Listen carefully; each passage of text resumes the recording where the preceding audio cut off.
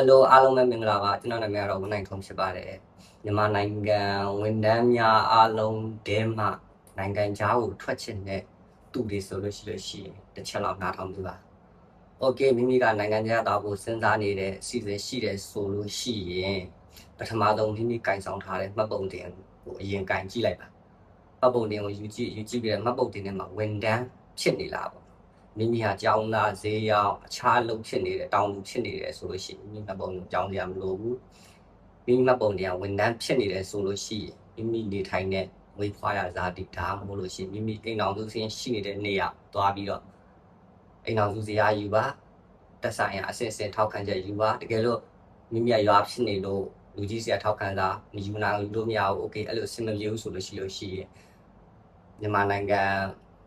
ပွဲစားတွေရှိတယ်ပွဲစားတွေပတ်သက်ပြီးတော့ရဲစခန်းထောက်ခံစာယူလိုက်လူကြီးထောက်ခံစာယူလိုက်ပြီးလို့ရှိရင်သွေးစစ်ဖို့လို့စစ်လိုက်စစ်ပြီးတော့လို့ရှိရင်မိမိကမှတ်ဖို့တင်မှာဝန်ထမ်းဖြစ်နေဖို့ဆိုလို့ရှိရင်မိနိုင်ငံခြားသွားလို့မရပါဘူးအဲ့တော့မိမိကဘာလုပ်ရမလဲဆိုတော့အဲ့ကဝန်ထမ်းဆိုတဲ့အလုပ်ကိုင်ဝန်ထမ်းဖြစ်နေဟောပြင်ရမယ်အဲ့မှာတောင်းသူပြည်စေးရောက်ပြီးတခုပြင်လိုက်ပါပြင်ပြီးသွားပြီဆိုလို့ရှိရင်နောက်ဆုံးမိမိကနှစ်လိုက်16နှစ်ပြည့်လဲရမယ်ဒါမှမဟုတ်လို့ရှိရင်သူ့နှစ်လိုက်လဲရမယ်ဟာဆိုမိမိအတက်လိုက်မိရအတက်ကိုလဲပေးပါလဲပြီးမှပုံတက်လဲပါတကယ်လို့မိမိရဲ့မိဘတွေကလည်းဝန်ထမ်းဖြစ်နေတယ်ပေါ့ဥပမာနိုင်ငံတနိုင်ငံလုံးမှာရှိတဲ့ဝန်ကြီးဌာနလက်အောက်ကဝန်ထမ်းဖြစ်နေတယ်ဆိုလို့ရှိရင်ဝန်ထမ်းရဲ့တာသမီတွေကိုလည်းမြန်မာနိုင်ငံရဲ့ဥပဒေအရကပေါင်းအရပေါ့နော်ပေးလို့မရဘူးပေါ့နော်အဲ့လို passport တွေထုတ်ပေးဖို့အတွက်မရအောင်အောက်ပေးတဲ့ရုံရှိတယ်အဲရုံသွားပြီးတော့အဲ့မှာပွဲစားတွေရှိတယ်ပွဲစားတွေပတ်သက်ပေးပြီးတော့ရဲစခန်းထောက်ခံစာယူလိုက်လူကြီးထောက်ခံစာယူလိုက်ပြီးလို့ရှိရင်သွေးစစ်ဖို့လို့စစ်လိုက်စစ်ပြီးသွားလို့ရှိရင်မိမိကမှတ်ဖို့တင်မှာဝန်ထမ်းဖြစ်နေဖို့ဆိုလို့ရှိရင်မိနိုင်ငံခြားသွားလို့မရပါဘူးအဲ့တော့မိမိကဘာလုပ်ရမလဲဆိုတော့အဲ့ကဝန်ထမ်းဆိုတဲ့အလုပ်ကိုင်ဝန်ထမ်းဖြစ်နေဟောပြင်ရမယ်အဲ့မှာတောင်းသူပြည်စေးရောက်ပြီးတခုပြင်လိုက်ပါပြင်ပြီးသွားပြီဆိုလို့ရှိရင်နောက်ဆုံးမိမိကနှစ်လိုက်16နှစ်ပြည့်လဲရမယ်ဒါမှမဟုတ်လို့ရှိရင်သူ့နှစ်လိုက်လဲရမယ်ဟာဆိုမိမိအတက်လိုက်မိရအတက်ကိုလဲပေးပါလဲပြီးမှပုံတက်လဲပါတကယ်လို့မိမိရဲ့မိဘတွေကလည်းဝန်ထမ်းဖြစ်နေတယ်ပေါ့ဥပမာနိုင်ငံတနိုင်ငံလုံးမှာရှိတဲ့ဝန်ကြီးဌာနလက်အောက်ကဝန်ထမ်းဖြစ်နေတယ်ဆိုလို့ရှိရင်ဝန်ထမ်းရဲ့တာသမီတွေကိုလည်းမြန်မာနိုင်ငံရဲ့ဥပဒေအရကပေါင်းအရပေါ့နော်ပေးလို့မရဘူးပေါ့နော်အဲ့လို passport တွေထုတ်ပေးဖို့အတွက်မရအောင်အဲ့တော့ကိုက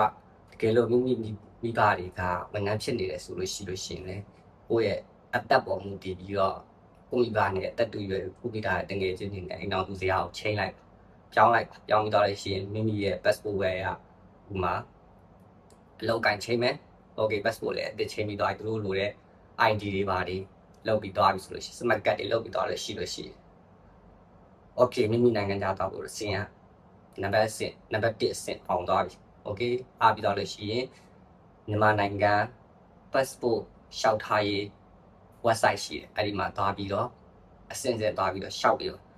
ဆိုလို့ရှိရင်ကျွန်တော်တို့ကတော့4သိန်း5သိန်း9သိန်း10သိန်းဆိုတာကုန်တယ်ဘာလို့လဲဆိုတော့ဂျားရဲ့ပွဲစားပြရတယ်ပွဲစားကနေပြီးတော့အဲ့ဒီကimmigration ရောအရာရှိကိုပတ်သက်ကိုတဝက်ပြီးပွဲစားတဝက်ယူပြီးတော့အဲ့လိုမျိုးဖုန်းနဲ့ message ပို့ပြီးတော့အဲ့လိုမျိုးလုပ်ပြီးတော့ကျွန်မ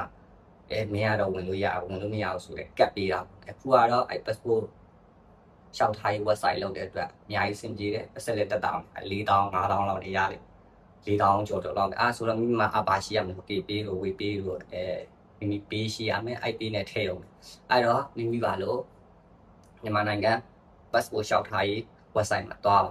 ပြီးတော့လို့ရှိလို့ရှိရင်မိမိရဲ့ data အချက်လက်တွေကိုဖြည့်အကုန်လုံးဖြည့်ပြီးသွားပြီဆိုတာနဲ့လူကြီးမင်းကဘာလုပ်ရမလဲဆိုတော့လူကြီးမင်းမိမိတိုင်း data ကြီးလိုက် passport ထုတ်ပြီးတော့သွားပြီးတော့လူကြီးမင်းကသွားထုတ်ရုံပါပဲရက်ချင်းကလည်းတိတ်မကြပါဘူးနှစ်ပတ်တစ်ပတ်အဲ့ဒီမှာမိရပါလိမ့်မယ်အဲ့လိုသွားလို့ okay မိမိက passport ရပြီဆိုလို့ရှိရင်ဘာတွေဆက်လုပ်ရမလဲဆိုတာနဲ့ကုန်ကြစိတ်တွေဘယ်နိုင်ငံသွားမယ်ဆိုလို့ရှိရင်ဘယ်လောက်ကုန်လဲဘာတွေစကေးတွေဖြစ်ရမယ်ဘယ်လိုအရေးချင်းတွေဖြစ်ရမယ်ဆိုတာနဲ့မိမိဘယ်လိုစူးစမ်းပြီးတော့ဘယ်လိုရုန်းကန်ရမယ်ဆိုတာတွေကိုခက်ပြီးတော့ပြောပြပေးသွားမယ်တော့ဘယ်လိုလုပ်ရမလဲလုပ်ငန်းစဉ်ပြောပြဖြစ်တယ်နောက်ထပ်ဗီဒီယိုတွေမှာမိမိဘယ်လိုစူးစမ်းရမယ်ဘယ်လိုအဆင့်သွားရမယ်အဲ့လိုမျိုးလူတွေအကုန်လုံးသွားခြင်းတဲ့သူမှန်တယ်များကျွန်တော်လည်းလာမေးလို့ရတယ် ကျွန်တော်လည်းတင်ပေးပါမယ်ဗီဒီယိုတွေကိုနောက်ထပ်အများကြီးတင်ပေးပါမယ် see you the next video have a good day